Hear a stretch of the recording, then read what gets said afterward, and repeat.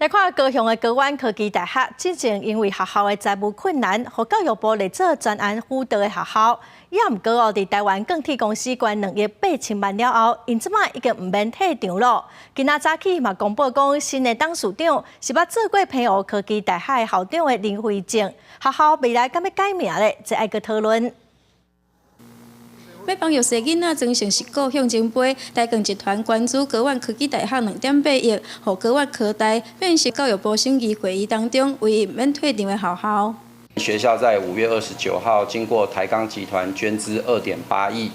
那把这个财务的缺口已经补足，那也已经把积欠教师的薪资都已经全数的清偿，所以经过审议会的审议认定，高苑科技大学。 这个免除专案辅导学校，其实高苑科大接下来呢会进入到整个瘦身调整，然后还有开源节流的一个方向来进行发展。学校里面有不少科系是可以跟我们对接的啊，那这些科系我们就好好来经营它。 借重林辉正捌担任平湖科技大学校长的经验，高湾科大公益董事会嘛表示，未来会盘点着学校内底的科技能力，向细而且水的方向来规划推动，互学校会当永续经营。可能利用校产，或者是所开的科系，也是只为企业来服务。对这个学生的养成，应该赋予他怎样的一